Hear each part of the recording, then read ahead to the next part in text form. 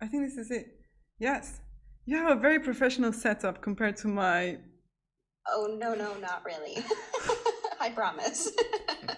It is deceiving if it looks that way. Okay, no, it looks great because like I'm just essentially twisting my chair so that you don't see the entire room, which is more unpredictable because I have a dog and two cats. So they're like, wow. Um, Yeah. and so I just twisted it to feature my favorite plant, the only plant Nice. that has not been yet mangled by the cat. Um, Um, yes, so that is for anyone there. Yes, I have three plants. Two of them, my cat, one of them really loves. He insists on nibbling at it and then throwing up its contents, oh, which, that's wonderful. is it? Okay, so but today we are joined by Stephanie. I've been a fan of Stephanie for a while now. I follow her on Twitter and everyone else, everywhere else I can find her in a professional way, because she does Okay, you really can be my stalker. yeah, but in a cool way. But because she does like some really cool stuff. So a lot of CSS, SCSS stuff, 11T as well, which is something that I've been very interested in recently as well. And you've just also launched a very cool project, kind of a spin off of CSS Zen Gardens. Would you like to just, because it's amazing and I love it, so maybe you could start with Shout it that. out. Yes. Yeah, so last week, after a whirlwind week of developing it in the first place, I launched stylestage.dev. And if you've been on the web longer than about 7 years, particularly in front-end development, you may recall CSS Zen Garden. And so I like to think of it as reanimating the spirit of CSS Zen Garden. And so it's open to contributors to send your a style sheet that restyles essentially what you see on the home page. So it's the one website where if you hate the look of the home page, you can actually change it. And along with that, the goal is to promote modern CSS features. That's kind of my other bag of tricks. Yeah. That I'm kind of becoming known for, and in a way that others can learn from and that you can yourself increase your skills. So that's that project. Awesome. So, like in your day life, what do you do? Yeah. So I work for a pretty large company. I'm located in the central US. The state is Nebraska. And I lead the development of a design system is my day job, and that's React. And also we have a Sass framework, and then I have a coworker who's developing the Angular side. So we're multi-platform. So that lets me kind of exercise my love of front end in kind of a holistic way, and work with some pretty awesome people and do UX and all kinds of different skills there. But kind of my 2020 goal was to start creating resources to help particularly beginners. And I've been a professional web developer for over 13 years, the last 4 of which have been adjusting to developer/mom. And so 2020, I was like so optimistic, like, yes, this is going to be the year, like I'm going to get back into stuff. And as we know, the state of the world ended up being fine. Weirdly, that motivated me to spin up some personal projects and really dive into writing. So that's been taking up a lot of my non-work time or non-day job time is writing and developing tutorials and Yeah, because yes. so the way I got to know you first, I think, is through the Dev2 blogs. I think you published the SAS Jumpstart template thing, and I was like, no, there's a mistake, which is always, but in a nicer way. I was like, I will create a pull request. And then you've done then the 11 Netlify Jumpstart, and then the style stage dev, And yeah, a lot of cool stuff, really cool stuff. And I'm really excited about today's topic because yeah, it's something that I've just started to learn myself because at work, so I work as a front-end developer and mostly React application. That's the cat. That's the cat, one of them. So I work on developing a React application, so there's a lot of really heavy logic stuff going on, but now I got this project to do, which is to redesign our company's landing page. Well, not redesign, but like re-implement, because right now it's a horrendous marketing HubSpotty thingy that is very difficult to configure or change or load even.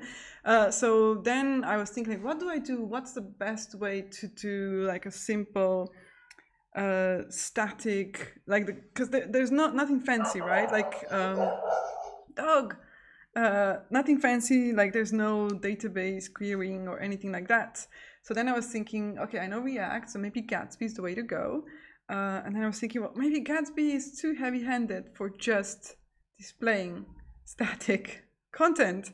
And then that's where I came out on Eleventy, which is, I believe, what we're going to be talking about today. Yeah, I would like to actually take a start to finish on, to me, the most essential features, like things that excited me about using it and stuff that can super easily be extended to really whatever you want to do with it. So yeah, I want to talk about that. Well, let's do it then. So yeah, you have to, so if you can share your screen, and then yes. We do, well, from start to finish. That is bound to go wrong, Stephanie. when you say it like that. Yes, it's going to be very smooth. I optimized it. It's going to take... Don't even worry about it. Okay, yeah, awesome. Yeah, so cool. We can see your screen. Perfect. So as you can see, I'm starting us truly from scratch in terms of actual build files. Yeah. So Eleventy is a static site generator. And what really got me excited about that, so a huge chunk of my past professional life was WordPress development. I actually spent a decade building customized WordPress themes. So not purchasing and modifying, but building them. Nice. And so I have kind of this weird wealth of knowledge on CMSs, and that was also in a marketing department. So kind of a bundle of skills related to all of that. And so what excited me about Eleventy, because I also then at my day job gravitated towards Gatsby as a really practical use for that was our React design system documentation. So it totally made sense for that, and really enjoyed that. Really a fan of what they're doing there. Some really great work. Yep. But when it came down to I wanting something just to publish, as you were saying, like the more truly static content, Eleventy definitely rose to the top of the list there, especially it's definitely getting a lot of hype lately. But what I super love about it is it gets out of your way by taking care of kind of some of the annoying bits and lets you just start creating. And so it's been, I call it an enabler of these projects that I've been doing. I mean, truly, I think if I hadn't found it, I probably would have reached for WordPress just because I enjoy having some sort of template system, and that's what I knew. But Eleventy was super easy to get up and running. So that's what I want to demonstrate for you today. Awesome. Those features. And some stuff that I didn't find when I first approached it from a tutorial perspective. So.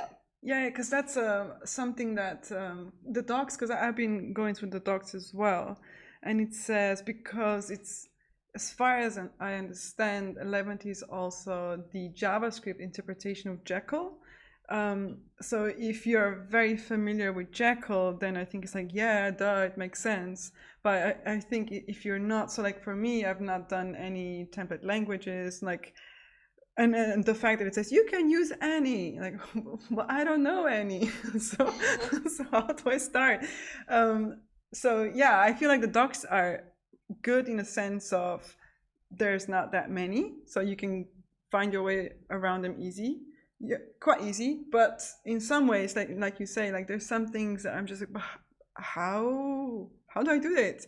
Like I was Yeah. just today I was thinking like, how do I get like just JavaScript, like not data files, but like JavaScript functions to come into my page, but just that one page, not the whole. Like I just want the JavaScript to load when I get on my About Me page. Yeah. And yeah, so like things like that. Okay, but yeah, go on, continue. All right. So that's a good call out though, that it is, it's kind of, to simplify it, it's based on like JavaScript and Node. The good news is you don't have to know either of those things. And as of up until 2 years ago, I was also completely unfamiliar with build tools, and that was after 11 years on the web. It just wasn't part of my workflow. Yeah. So if you're not familiar with those, that's okay. You can still follow along with what we're doing. The single prerequisite, if you truly have never done anything with like NPM, would be to go download Node. So that's the one step I'm skipping here. Right. But other than that, so I have my project open in VS Code, and we are going to do npm and net to start a package file. I'm just going to hit enter to get all the defaults. That's fine. And the reason is that we're going to ultimately deploy this to Netlify. And so we want 11D available in the package so that Netlify knows how to build our project. Right. So that's why we're creating this. So the next step is to, let me clear this, npm install, and 11D is a scoped package, so it's at 11ty 11D. Yeah, why do they do that? The numbers and then, you know, like 11T, 11T, like, Yeah, I like have caught bits and pieces of the history of that, so I'm not 100% sure why it's both, but I know that, so there's other packages out of the scoped package, that like plugins, if you will, that you can also use. Yeah. So partly why I think it would be scoped, but I'm not 100% sure. Okay. So so that created, those two steps created this package.json. Right. And it also, so our first step in here is to create two scripts, and the scripts we're going to create are for develop. So in other words, what you can run locally to get 11D working. And an awesome feature of 11D is that it comes with browser sync. So it allows you to have hot reload. So when you save a file, it immediately rebuilds in your browser. Nice. So that's the command we'll run for local development. And then we also need a build command, and that just simply runs 11D by itself, and that's what will build it, what Netlify will use to build the production site. So after that, for the purposes of our little site, we don't really need to touch this again. Okay. So one step we're going to do prior to running the project is we're going to create the 11d.js file. And this is a config file. Right. So this lets you do quite a lot of things. The first thing that we're going to do, and I'm going to copy and paste from my cheat sheet just to make it faster, Awesome. Yeah. is this function. As you make a more complex 11D site, you'll end up filling it with a variety of things. But the first thing we're going to do is designate an input directory and an output directory. And the reason for that is you can just start filling up your root space here with files that you want to create your site. But just from an organization perspective, I like to designate that those live in a source file. Right. So that's what's happening here. And I guess something to keep in mind for when we are deploying to Netlify, like, because we're gonna, I assume, have to specify where our build lives. Yes, correct, correct, absolutely. Yep. So that helps us out exactly. So when we get to that step, we'll tell Netlify that the production site lives in the public directory. Yeah, thank you. Good call out. So now we don't need those files open. Now we can run our project. So we'll run our develop command. Mm-hmm. That gets 11D fired up very quickly, gets our local host here. And I'm going to rearrange my screen. Mm-hmm. So we hit an error, and this is totally to be expected. We didn't actually give it any files to serve. So, which I did on purpose. Oh, nice. So there's nothing preloaded. I did that to demonstrate, like, this is truly everything from scratch. You do every step of this, which I think is a strength. Yeah. But it's also why there's starters out there that can help you get through some of these steps we're going over. So as we noted here in our config file, our input directory is source, so we need to create that. And then by default, what it's looking for is an index file. So we're going to begin our site with an index markdown file. And even if I just save that, we now at least get something. There's no content, but it is existing now. It's finding what it wants. So very simply, if we do our hello world, there we go. Right. Now, an interesting thing is you can go to our public folder. You see that it generated that, and it's automatically converted our markdown to an HTML file. And right now, you'll see that it's missing a lot of the key things that make an HTML page. It's missing the doc type and so forth. So the next important concept for 11D is the idea of layouts. And so within our source folder, we will create, go ahead. Which is kind of like, because if you're coming from a React background, layouts is kind of like components. So it's reusable parts of, well, so partials maybe are more like components, and layouts are more, I guess, page templates. Yes, exactly. Or at least I would concur that is a fair relation. So we agree. Excellent. So we need to create one of the directories that 11D expects in the file system, which is the includes directory. And in here, we are going to, and now this file name doesn't matter. This is asserting my opinion, but I'm going to call it base.njk. Okay. NJK is the template language nunchuck. I didn't know this 2 months ago. So if you haven't heard of it, that's totally fair. But since I'm in VS Code, I'm going to take advantage of it having emit. So like a little deal. I don't know how to describe it. Anyway, I'm going to choose HTML5. Yay, whatever. The point is, it's going to automatically give me the boilerplate, which is super awesome. Yeah, that no web developer, front-end developer is actually able to type from scratch. Right. It's just emit. Thank goodness. Fun fact, I actually learned that it had that one built in to do this. I'm like, I'm not going to sit here and type this out. I don't remember it. I always have to go hunt it down and copy paste. So again, another point for templating, right? As much as we can. So in order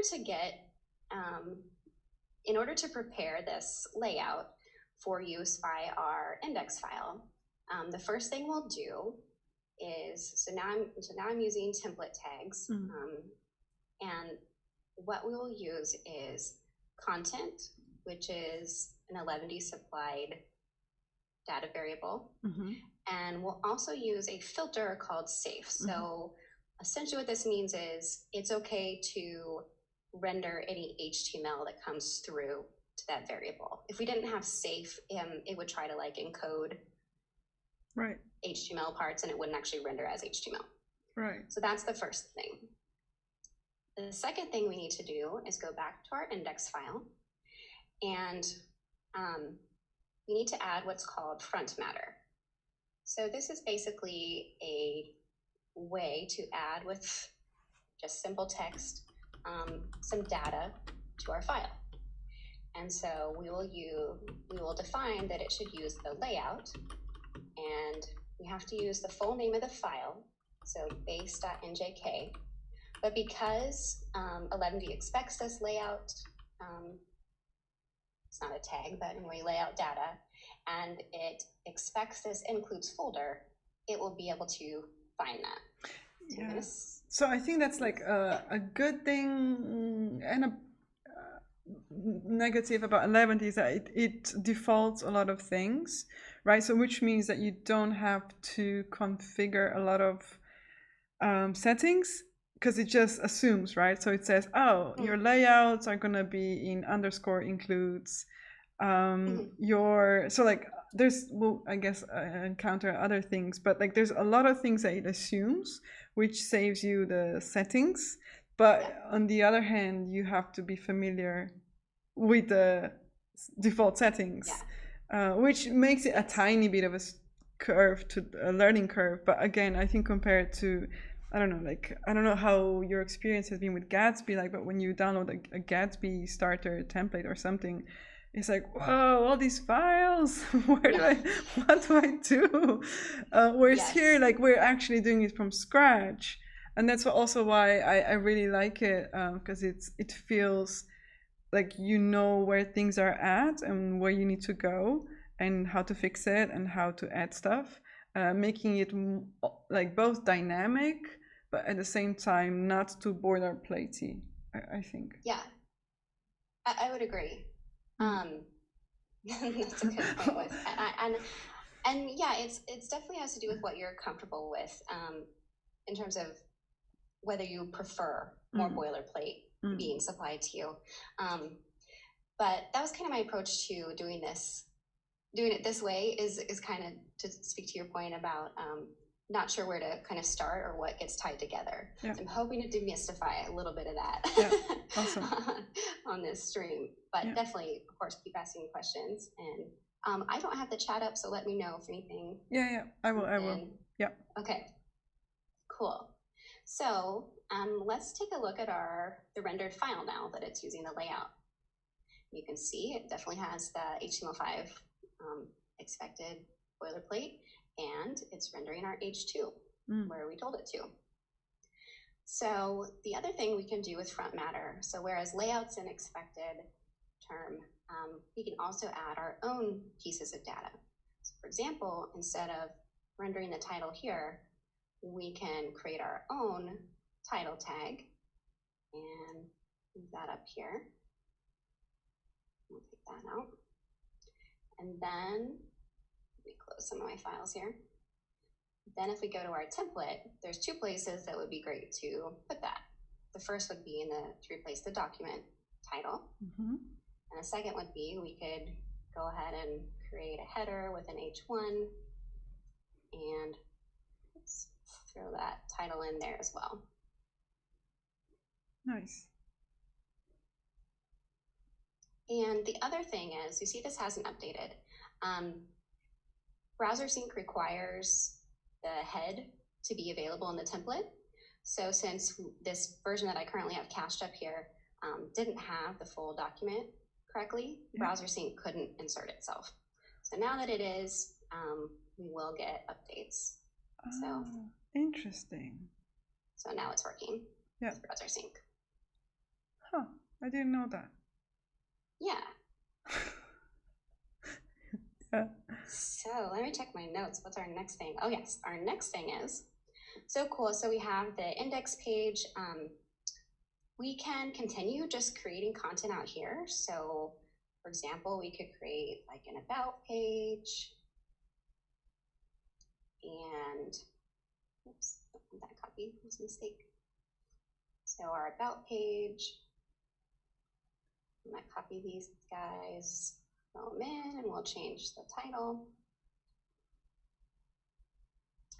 And you'll see that in our public folder, it's created that about page as a new directory.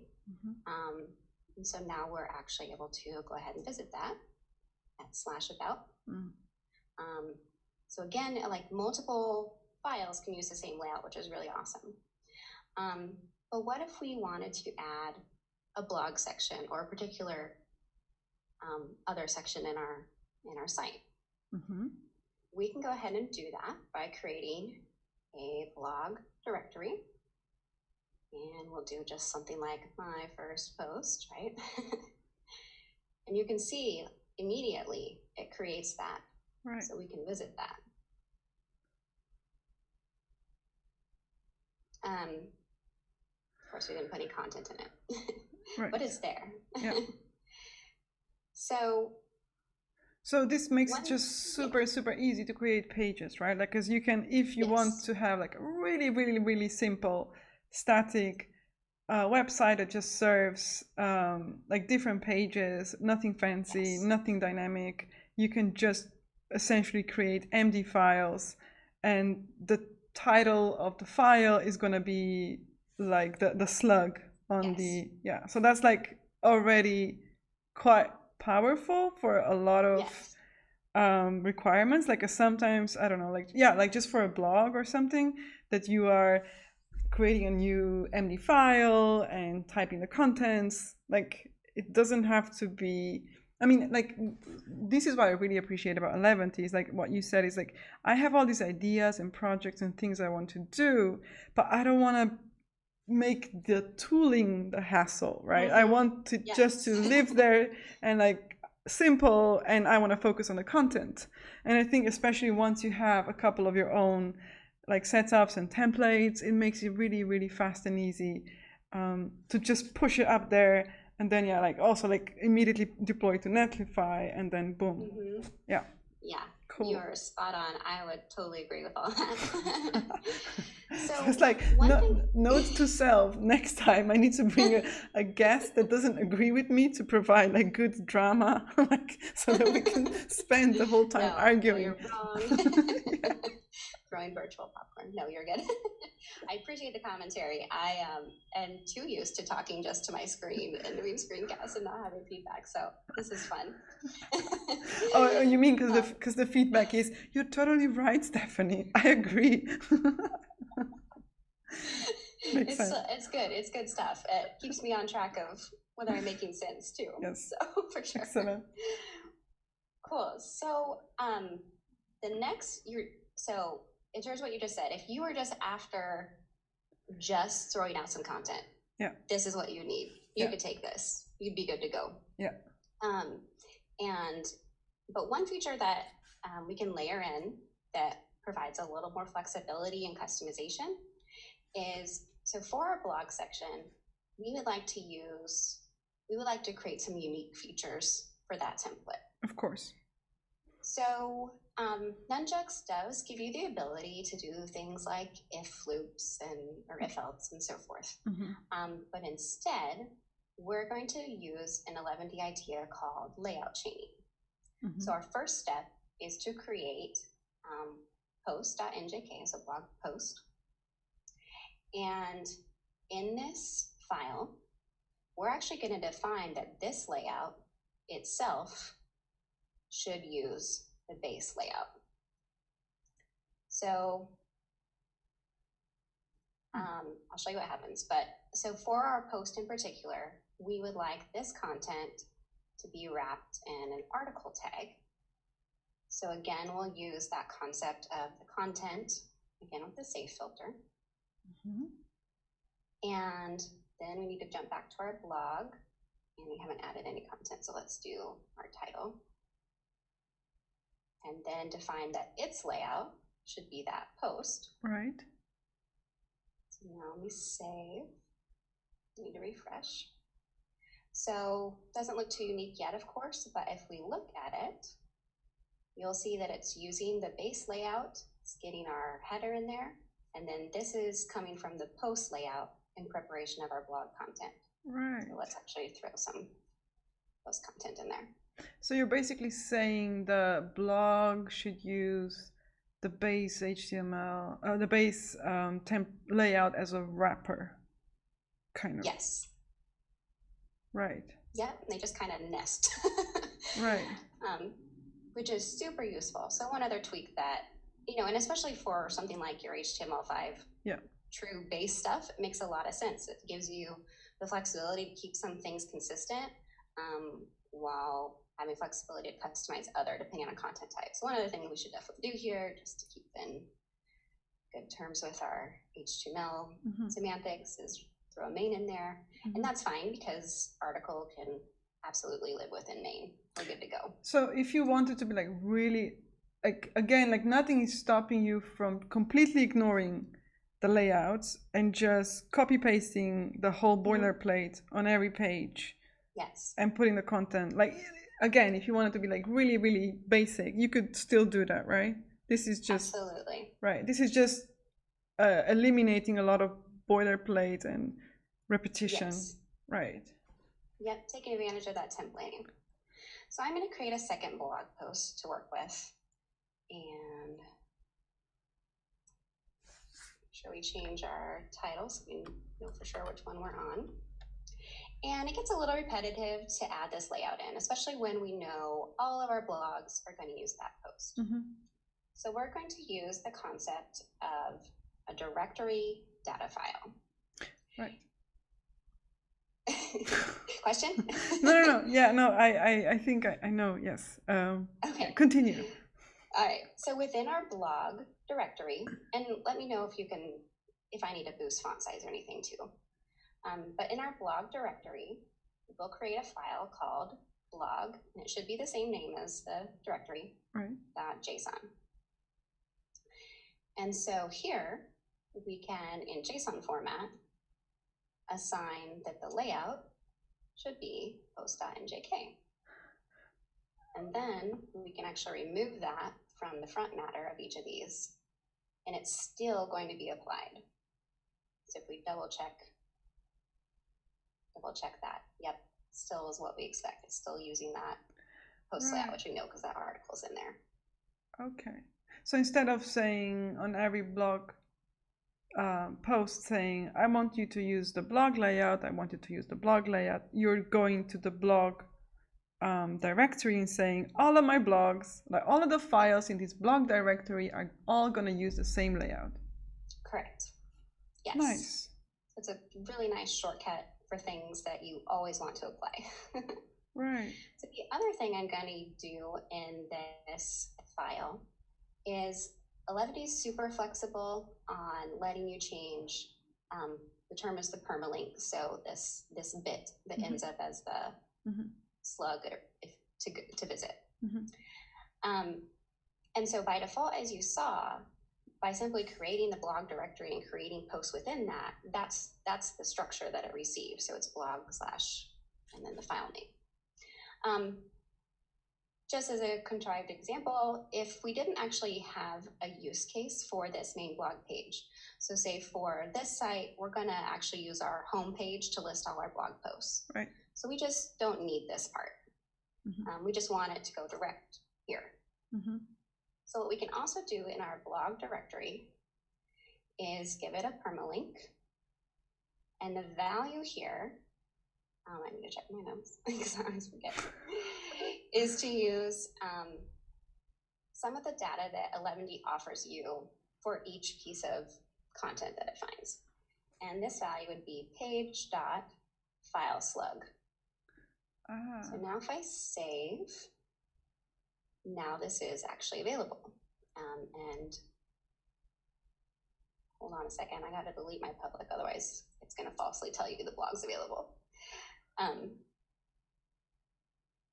So the public builds with every save. So it's totally safe to do that, to delete the public directory when you have some like old stuff built up as you're kind of working to develop this out.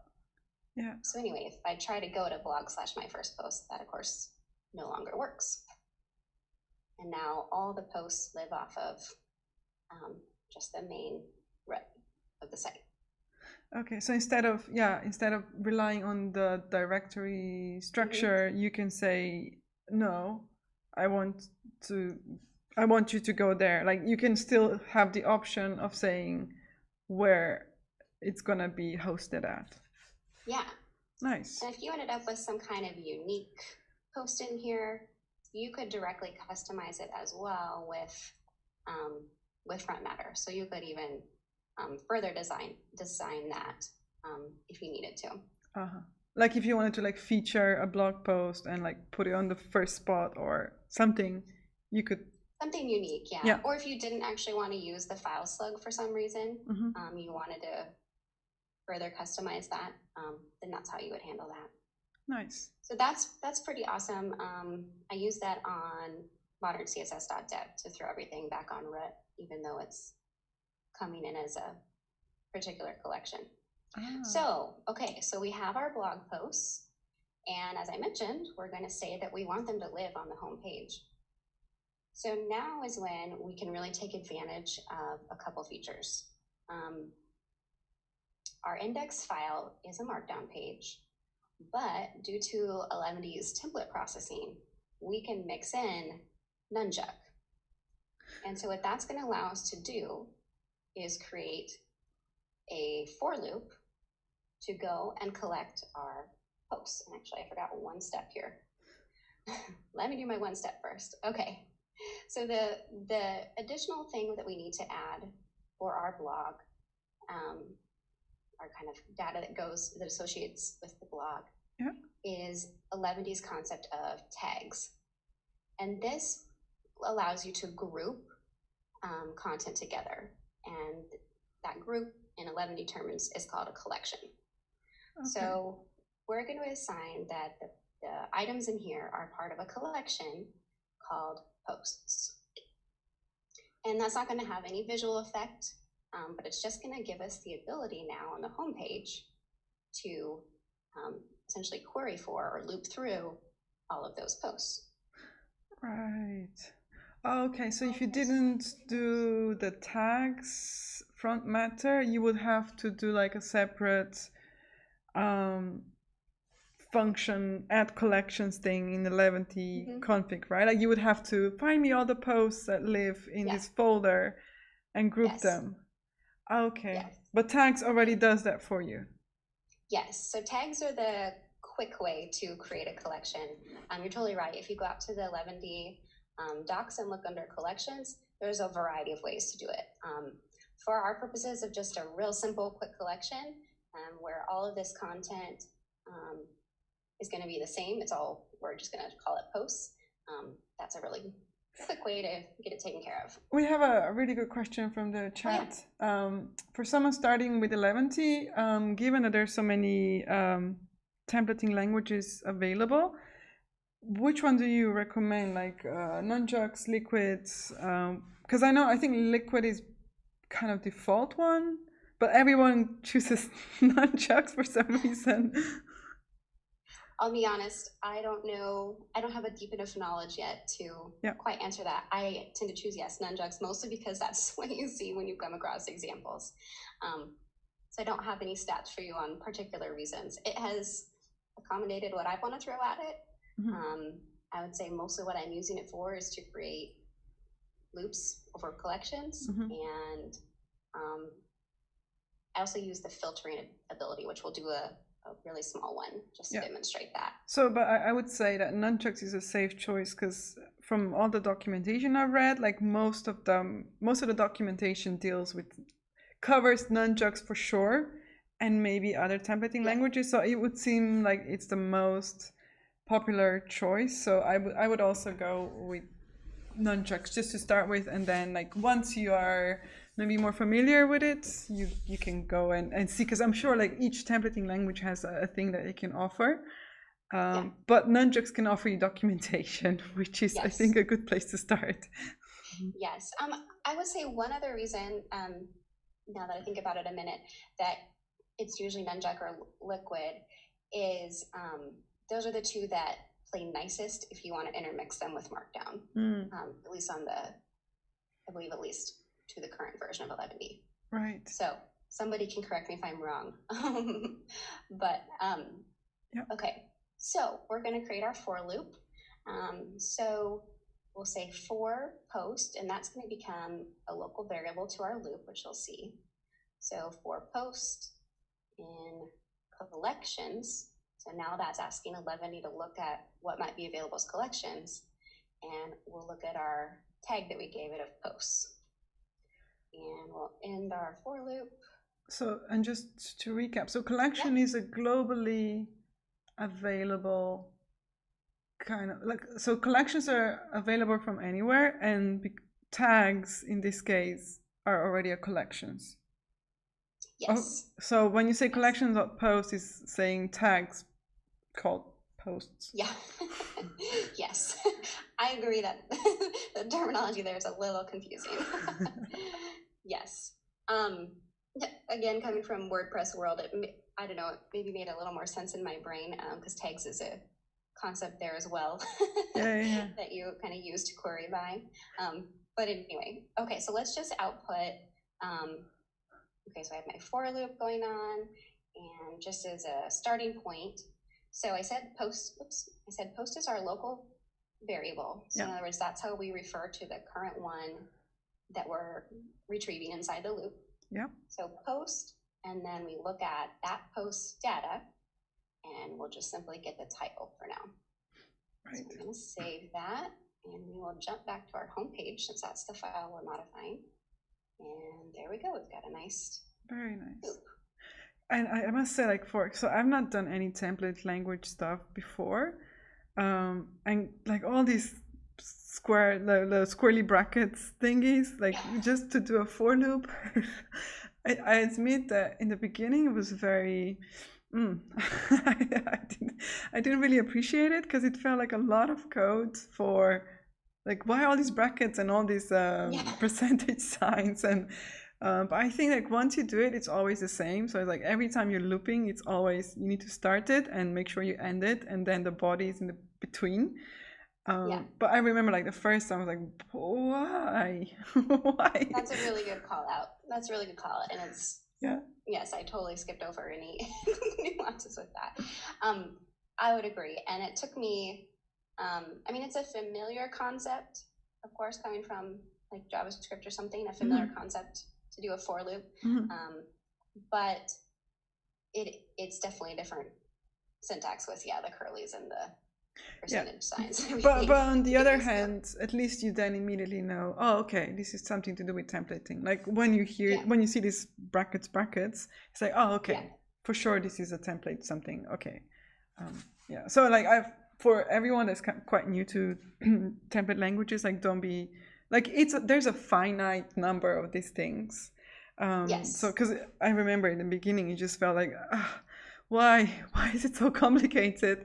But yeah, it gets easier once you write this a couple of times. I totally agree. I would say throughout my project so far, just knowing how to do a for loop to get some stuff out of a collection, and then just how to access like the front matter data. That's about as extensive as what I've had to do. So that gets you, like you said, quite a long way. Once you kind of grasp that. Sorry, so we have another question about the NJK. So CodeLX says they've never heard of this NJK extension. Maybe if you could just explain briefly what this means, this templating language. Like, what does that mean? Like, how is it different from an HTML file? So to put you on the spot. I can take a stab at it, but let's go out here. Some fun things that came up. So it's created by Mozilla. So that, I would say that's its other strength, is kind of assume then that it has good support and it's going to stick around, which are good features in the language you choose to use. Let's see what it says. I mean, it's the main difference between that and HTML is the fact that it is a templating language. There are some ways we could do that in the past that were always really messy. So the fact that it's built in, that it's expected to be use templating tools would be the largest difference. And so if I also maybe can think of an example, is like, instead of saying, okay, all of my blog posts will have an H1, and then we'll have a paragraph, and then we'll have an H2, and like every time you identify a repeating kind of structure, you should then abstract that into a template. So instead of repeating something, you should say, oh, don't repeat all this structure, just use a template, which will kind of give you, like, fill in the blanks. Like, oh, so I just need to provide, it already knows that it's expecting a header or a heading 1, I just need to give it a value. It already knows it's going to expect a list. I just need to give it a value. So it's kind of separating structure from just like the dynamic content in a way. Yeah, that's a really good description of what's going on. The only thing we have left to do here is actually give it our full expected formatting to make this more useful. So make it a linkable list. You notice I'm again mixing technically a third language in here, even though it's a markdown file. And so we'll keep our post title, but we want to add a link. And so another variable that Eleventy gives to you as part of this kind of post data for this, so the single piece that you're currently looping through, would be its URL. So that's available. You don't have to reconstruct that from other bits of data. Let's double check that that worked for us. Yep. Oh, nice. Cool. So I did want to, this is again a bit contrived because we don't necessarily need to move this, but we can move it and allow it to be, I agree with you, partial is a nice term for it, but it's just kind of another template bit. I'm going to copy that out and create just post list.njk, throw that in there, and then back on my home page in its place, I'm going to define an include. So we need to again list the full file name, and I'm going to get an error.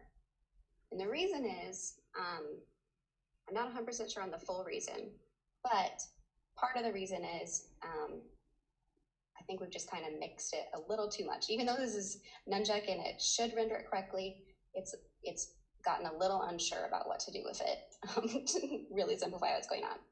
Good news is we can help it out to know what we expect here. So we'll add one more thing to our front matter, and we can tell it to do a template engine override. Okay. And we'll tell it to process this as NJK first and then Markdown. And when we save it, it's happy again, it's done it, and we're still rendering our post list. So that's really handy too, if you hit those errors. This is also available to mix Liquid and Markdown. So that's what made me say my comment earlier about possibly one of the reasons that those two are usually what's used. And this is something that you can also configure like globally in the in the 11T, because I think I just did, on my project I was just like, yep, no, I'm gonna use Nunjucks, boom. So I think I just did it there, so I don't remember ever seeing this error. Yeah, but it's good to know that. Yeah, yes, you're right, it is something that could be configured. I don't remember it right offhand, but you can configure it. So yes, it's just that's what's happening. Nice. You don't have to think about it again. Nice. You're totally right.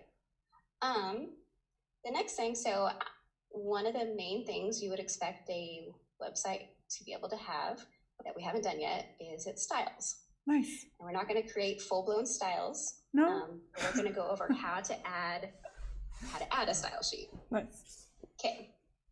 So the first thing is we will go ahead and create a style sheet.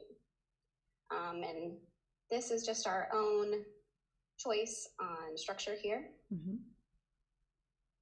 So we'll do that, and we'll keep it super simple, and we're just going to change the font family to sans serif. That's all. Okay. Okay. So by default, it doesn't pass it through because it doesn't have knowledge of what to do with that type of file. So to resolve that, we will go, I'm going to put this there.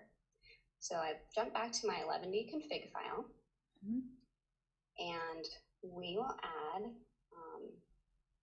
so you see I had this variable that came passed in that we haven't done anything with yet, but that's how we kind of designate like changes to what's happening for the main 11D configuration. So we're going to tell it to add pass through, did I spell everything right? Pass through copy, and we're going to tell it to look for that directory we created. So source/CSS. And you can see it. So I had to go up directory because of where it's located in my overall file system. Okay, so I'm going to save that.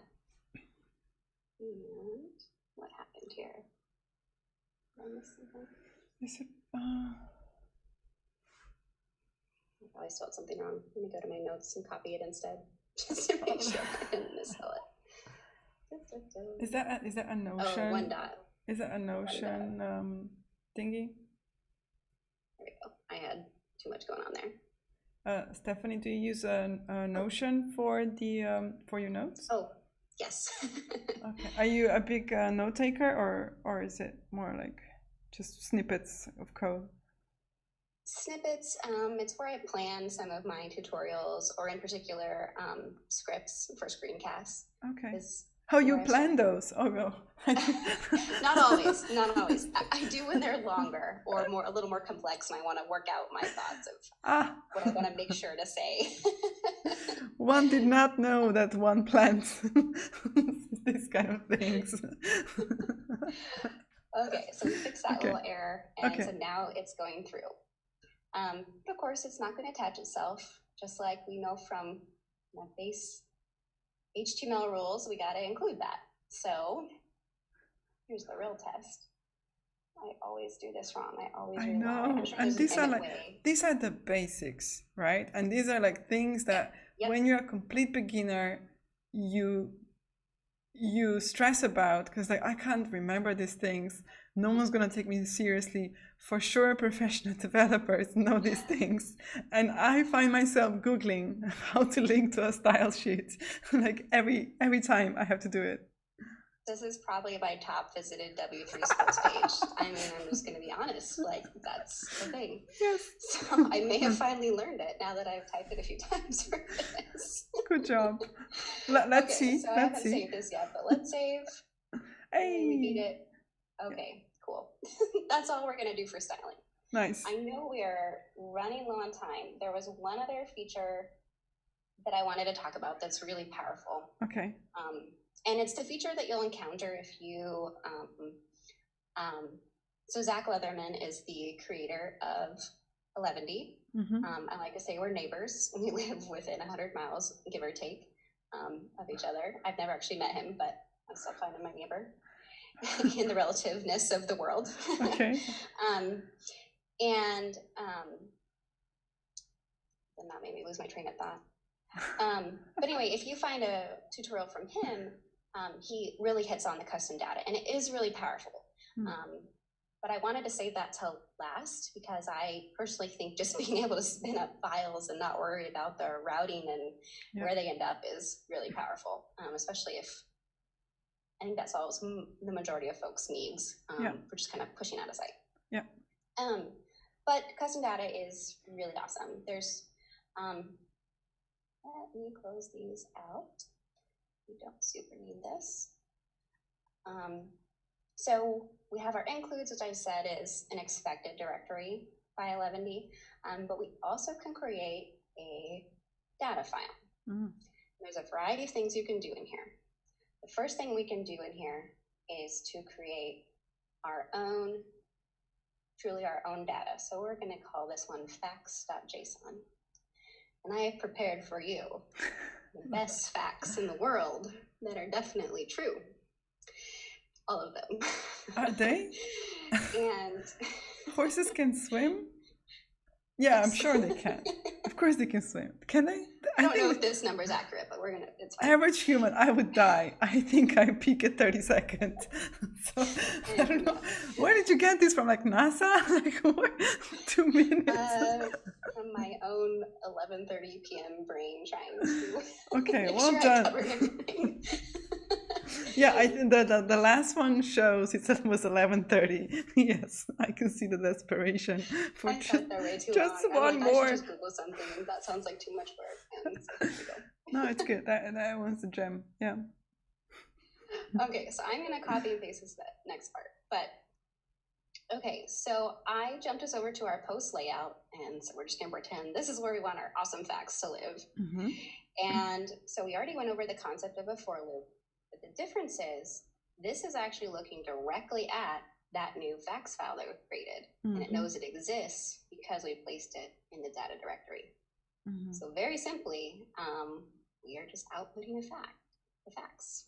We go to our post, check it out, we have facts. Right. So this is again one of those things that by default, Eleventy says if you want data, it will live in _data directory. If you put it somewhere else, I guess it's not going to know about it unless you tell it so, right? Like you can configure to say, like you could do a directory called facts, and then in the Eleventy.js, you could say, I want my data folder to actually be facts, right? Yes, you're correct. Yep, so you can customize that as well. Yeah. Yep, exactly. Similar to how we, I think it's probably just data. Cool. So super fast. Man, this is going to go too fast. I'm sorry. No, take your, there's like, we're not on the clock. Maybe you are, but we're not on the clock. If you can go a little over, that's fine. No, we're not sticklers. We have another question. How are we combining HTML, Markdown, and nunjugs? Like, how? Eleventy magic. Eleventy magic is a good answer. So normally in a typical, like just a static HTML project, I guess you can't do all these things by just like, so it's Eleventy is the thing that's providing all this. Yeah, all these three things will work together seamlessly with a little bit of configuration. And that's what makes it powerful as well. Yeah. So I mean, caveat to that, I have not personally just like spun up a nunjug file or project, but I mean, I think part of the point is it abstracts even further in terms of doing some of the work for you. Especially on the compiler end. So what we want to do, so we have it right now posting all of the facts, and instead we would like to do one fact, and we would like that fact to be random. Wow. So we're going to add a filter, and filter. So in light of what I just said, a filter is actually something that is available throughout those various template languages. So Levity just continues to allow you to define those, basically. So in our Levity config, and I'm going to paste this, and this is not the best random function in the world, but it will do. The point is that we're telling the config that we've got a filter for it.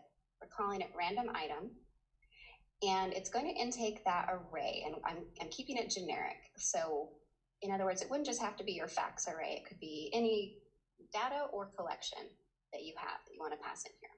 Right. So it's going to take that array, randomize it, and grab the first one. So what we then do is we'll copy that. At the end of our for loop, we add a pipe. We say random item. That's it?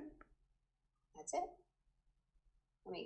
So an important note here is, since the huge point of Levity is that it's a static site generator, if I sit here and refresh, it's not like it's live JavaScript. But if I rebuild, there we go. Because there was some chance. One or not. Yes. Which is I only have 3 facts. There's my chances of getting a. Yeah, there was a 33% chance that like nothing happened. But anyway, you see that changing. So again, so between my 2 posts, though, it's a different one. Right. And again, we have low chances of that remaining true. But yeah, so obviously you can do way, way, way more than just randomize, but just to show the power and existence of filtering. So you piped it through a filter. But it knew. So it's actually taking that facts, so which is an array in this case, and delivering that as data to the filter. And so then the filter acts on that. So as the developer, you're kind of responsible for knowing maybe you expect a string. So you can use filters on string values as well, which has various useful applications. In this case, we knew it was going to be an array, and so we treat it accordingly. So if you were to pass a string in here, you would get errors Right. In your build. Right. So I think the very last. Yes, the very last thing before we throw it out to Netlify, and this will kind of take a lot of the concepts that we just went over. Close this out again. So not only can you add data local to your project, but it's very easy to incorporate data from an API or other source. So we're going to create something really silly, really quick. And we're more facts? Is it going to be more facts? No. Now we're going to cats. Awesome. Yes. Good. So we're going to create catpic.js. So you're not restricted in your data to just be like, here's an array. You can create data from any source and then return out a string or an array or whatever makes sense. So you get a lot of flexibility. So whereas before we were talking about, you can create pages and you can just live happily creating static content, you also have the flexibility to create very dynamic content by pulling in from APIs. Again, the important thing to remember here is this is only going to fetch or and build time, refresh, at build time. Right. And there's ways to use some services like if this then that or something to trigger builds daily. There's things you can do if you are worried about the freshness of data. Just stick that in the back of your mind as a possibility. And I'm going to copy this one. Because I think I read Zach's, blog or website, and he has a lot of stats, I think, like GitHub stars and Twitter stuffs. And I think he said that, he has a trigger set up, I think, once every 12 or 24 hours to create a new build so that it then does the fetching and then, repopulates, of course. Exactly. Nice. Exactly. Okay, so for our cat pick, we are going to require Axios to help us with the fetch. And one of the reasons is, since we're going to be pushing this out to Netlify, and this is the part I'm a little weak on, but just for my own testing of trying to make sure the solution works, so we can get by, Axios will play nicely with the Netlify build. Okay. There's probably other ways to do that. This is a part I just personally am a little weak on in terms of working with things like Axios and Fetch. So forgive me. This works. Cool. So what we've done here is, and again, this is Node, but don't be too terrified of it being Node. I don't personally know straight up Node myself.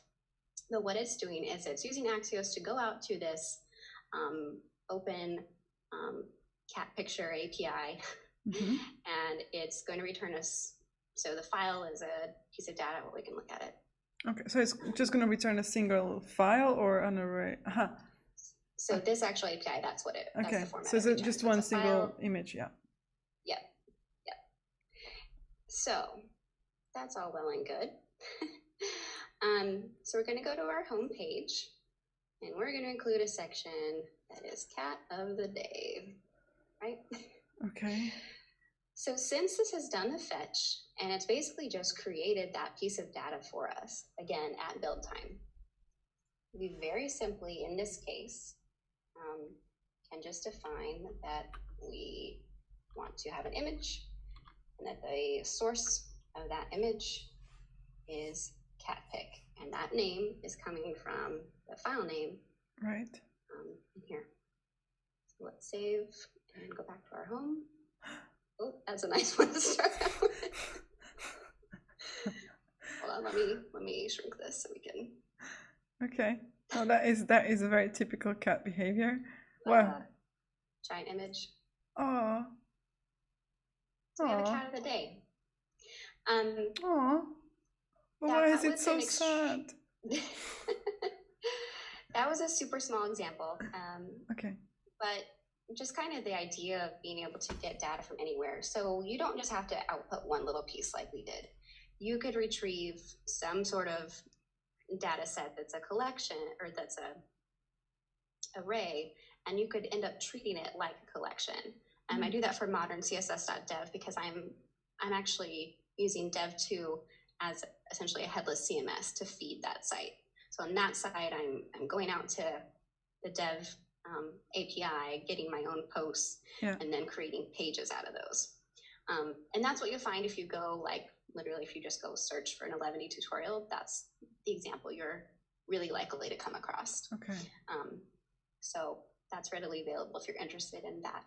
And it's a nice point to make, because oftentimes you would think, oh, static site generator, that just means it's a bit dumb and you can't do anything. Yeah.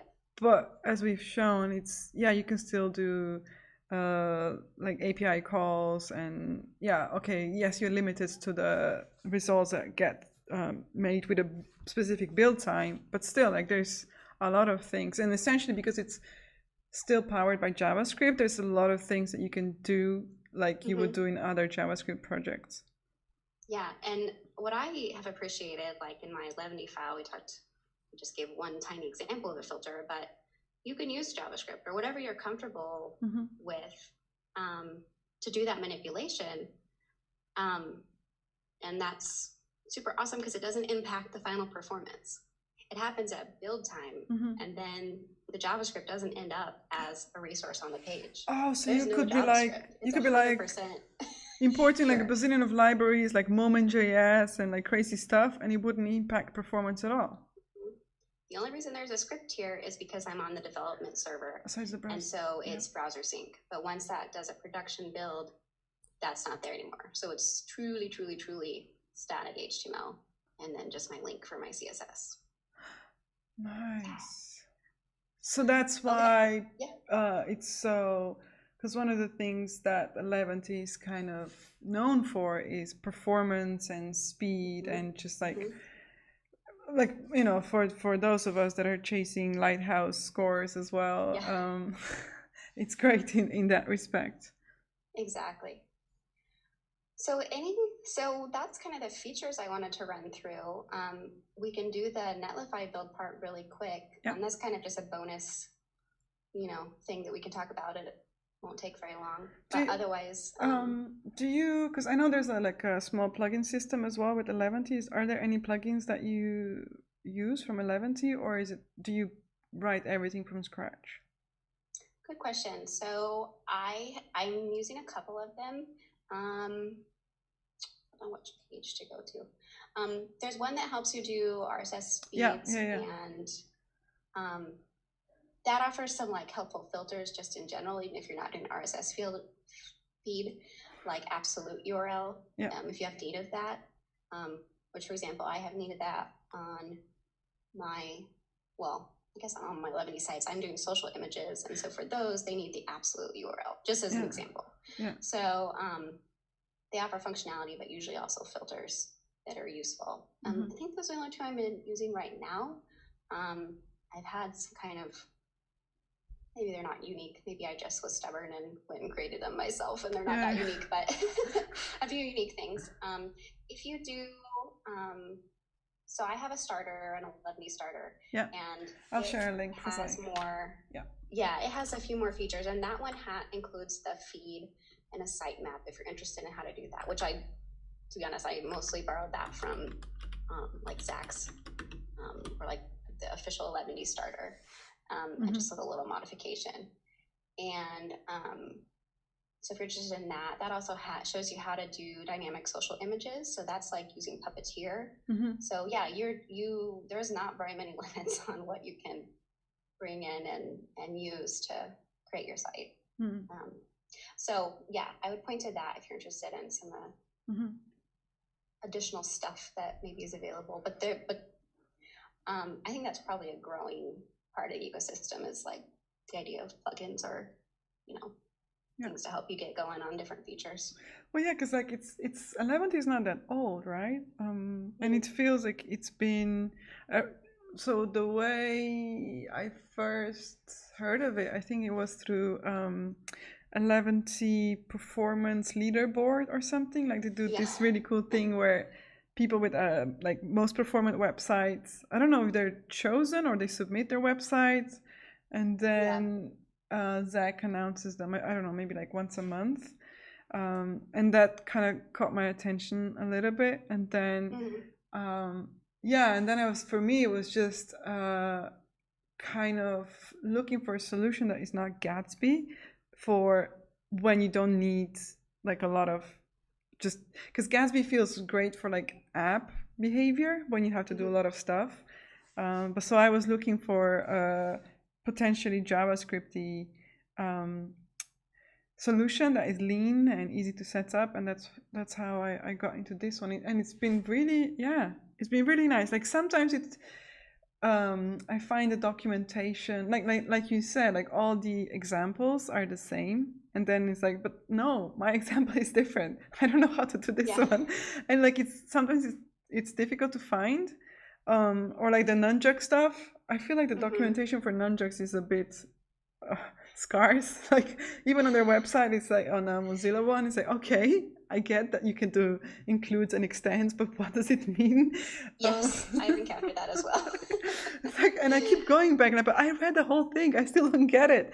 But yeah, I think maybe for a beginner, it's like for portfolios and things like that, I think it's totally doable, and it's really fast, and in many respects, like a much easier. Because I know, like with Gatsby, you get all the templates, and it's very, like you just click, boom, and you get the whole theme, and then you just have to go and tweak a couple of things, and you have the whole website. But then for me, then it happened that something got changed, or I wanted to change something, and there was just like 50 files suddenly. I didn't create any of them, and it was very difficult to get around that. Whereas here, it feels kind of a bit easier to go, and so it's like, oh, okay, so it's data, so I'll probably go into data folder. If it's something to do with layouts, it's going to be in the layout stuff. If it's something to do with like general site configuration, it's going to be in that specific file. So kind of, it feels, yeah, quite a nice project, I think. I also recommend it. Sorry, go Netlify, deploy. No, I think that's all really good extra context on. What did we say about disagreeing, Stephanie? We need to cater to the audience that is used to Netflix dramas, and so we have to introduce some sort of conflict. At least I should say I hate cats and dogs are superior, but I didn't. So. Well, I first looked for corgis because I have a corgi, and if I do. You have a corgi? Yeah, she's a big fat corgi, but because she's a mix, she's 50 pounds. But 50-pound corgi? Yeah. A mix with what? I couldn't find a corgi API quick enough. I use like place corgi if I'm doing just like static placeholders. But anyway, there probably is one that exists. I just didn't find it for this. But anyway. 50-pound corgi. Sorry. So yes, really fast. Yes. We're gonna see if we can do the Netlify part in 5 minutes, which I think we can. Let's do it. Boom. Okay. So Netlify, definitely not imperative to use with 11D, but it's got a bunch of features and you should check it out if you're not using it already. I'm not paid to say that. And it's free. So yeah, it's free. So that's why we are also yes.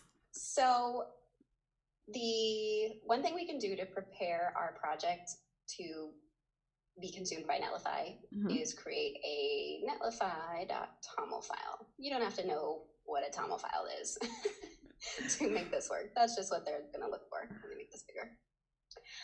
So I've pasted in a few things, and my syntax highlighting is not present. But basically, we're telling it once this is consumed by Netlify hosting, for the build portion, they're going to end up serving and publishing the public folder. That's going to be our production files. And then the command that they should run to build our production site, and we just give it to them in full. So npm run build. So now's the fun part where we see how closely did I get to what I created and deleted. Cool, pretty close. So let's. Right, because we need to, in order to do it like a continuous deployment, we need to push all of this to GitHub, right? Yes. So I have my, exactly. So I have my repo, I haven't published it yet. So we're publishing exactly what we did in the stream, Mm-hmm. calling it 11D Basics. Mm-hmm. Forgot to uncheck private, but that's okay. And back to my screen here. So I have my Netlify account open. We're going to say new site from Git, and I'm going to stop sharing for half a second, but I'm going to choose GitHub, and then I'm going to find my repo, and then I'll pop the screen back on. Because I have mine set up. One nice thing is you can have it set up for Netlify to only look at the repos that you want it to. So you can give it full access or just be more selective. So I have it set up to be more selective. Yeah, so me as well. So then you have to go back to GitHub, find the repository. Yeah. So let me reshare. So I found it and I've made it available to myself. So I'm going to choose 11D Basics. It's going to be part of my team. And I don't have mine set up yet to change that. So forgive me for that one. But from our TOML file, it's found our build command and it's found our publish directory. And deploy site. And it's going to build. We're going to have our really super awesome, fantastic site that we just built. Okay. With a cat. With a cat. Awesome. As long as the cat is there. Barring errors. Watch there be an error at this step. Finish. I like to watch it, but it's super fast, as you can see. Yeah. Site is live. Okay. So cool part about Netlify, if you are unfamiliar, is that it will automatically give you a subdomain for your site to live. A very SEO friendly site domain. Look at that. Look, it's live. This is legit live. You can visit this right now. Oh, but it's such a... Okay, let me try to... So let's just change it though. Let's change it to... something easier to type. Oh, I forget how to do it. You can go to the... wait, if you go up... There it is. Yeah, change site name. We'll change it to 11D Basics to match the... 11D Basics. Available. .netlify app. Ooh, I'm stealing it. I kind of feel bad for using this site. Maybe we'll improve it later. Maybe we'll build on it. So now that's available. 11d-basics.netlify.app. You can literally go visit that right now. Tuxedo cat. Okay. Let's see if it actually. Okay, yes, it actually did our random ones. It managed to choose random ones. And our super cute little kitty.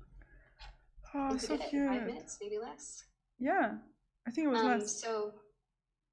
So yeah, super awesome thing about Netlify then, if we make an edit to our site, push it up to GitHub, it will trigger a new deploy, and you can watch that just like we did with the initial one, watch that happen. And within a minute or less, typically, especially for a really small site, it will be built and published out. And just so like back in Netlify, the reason why we did the Netlify TOML is so that when we were initially importing the new GitHub repository, it kind of knew already how what to run to get the build and where to look for the build, right? Because we told it. Yes. So it runs it and outputs it somewhere, so it knows where to look for it. So instead of writing your own Netlify TOML, you can also just set up the Netlify build and command and directory in the Netlify here in the interface, I think. So yeah, I think it walks you through, if I recall. But this lets you basically be like, okay, I already know what it's going to be. And once it hits Netlify, you can, as you saw, essentially immediately deploy it. Yeah. It's pretty awesome. It's very, very cool. So if anyone from the chat has any questions or comments, any radical opinions about cats versus dogs, 50-pound corgi, I'm still processing that. I don't think I have any recent pictures. I have 2 toddlers, and so they kind of overtake my pictures lately. But she is 7. We've had her since she was a puppy. I'll find a picture somewhere. So someone's saying just might be a ways back. So we have super cool, thank you, and why cats versus dogs? Because we're introducing drama, we did an audience poll, and they said that we're being too nice and there's not enough disagreement cats and dogs rule. Again, we can't all get along because otherwise, who would watch this? So yes, we are. That's why we are introducing this debate: cats versus dogs. Someone says they would like a counter poll, but no, we're not doing that. We're not doing I'm that. gonna post on my Twitter a picture of my dog. Awesome. So what is yeah, I think so. I have your Twitter, obviously. Let me just get that because Stephanie does some really cool stuff. I'm gonna get her back at some point to talk to us about design systems. Twitter handle. I haven't quite thought I'm getting there. Post. Stephanie's Twitter. Boom. Because I guess that's the best way if folks are interested in knowing what you're up to, your projects, your many projects, as we've seen from the Netlify dashboard. I guess that's the best way to get in contact with you and ask you stuff about corgis, but also about corgis, yes. And I accidentally made that repo we just did private, but I'll open that up so you can actually go check that out on my GitHub if you just want to see what we did today and grab it and use it for your own purposes. That's totally cool. Yeah, maybe put like dog API thing. Very important update. But yeah, I think this was really cool. I think this is the first time that we've done something from scratch and then finished with live. I mean, because we've done templates like a Gatsby template once. No, I'm wrong. We did. My very first stream was coding a static HTML with CSS. Like, just how do you do that? So we have that as well. So this is the second one. But no, that one did not get deployed, I think, on that. I'm not sure. Anyway, this was fantastic. I think you're a very good teacher, Stephanie. Oh, thank you. So today's Wednesday. So on Monday, I'm coming back. I already forgot what the stream is going to be about, but it's going to be amazing, I'm sure. Like I said, we'll have Stephanie back, pending her agreement, to talk to us about design systems. And like something that I personally struggle with is when you are I'm quite good at CSS and Sass when just contributing to an existing project, but when it comes to setting my own website design system from scratch, especially with Sass, I think that would be very interesting because I know you do a lot of work on that as well. So that would be super cool and useful. Great teachers, both of you. Oh, nice audience. But yeah, so thank you, Stephanie. Thanks for having me. Yeah, and I haven't done one, as I said, with someone, so I appreciate that being asked. It was fun. Can you just stop your screen share so we do final words? But yeah, no, you were really good. I think very professional. Again, I need to invest into my background. That is just. To my left is one of the changing tables. So, like I said, it's deceiving. But we didn't know that. It looks like. Yeah, and another thing that Stephanie does is she also is an Egghead instructor. So if you've published a collection, I also watched that already. Again, in an uncreepy way, Stephanie. Like, it was really good because you have some really nice tricks for the CSS grid stuff and layouting. So I borrowed some of those. So yeah, so find her on Egghead and on Twitter, and definitely check out stylestage.dev. But yeah, so cool. Thank you to the audience. Thank you to Stephanie, and we'll see you next week. Thank you. Bye.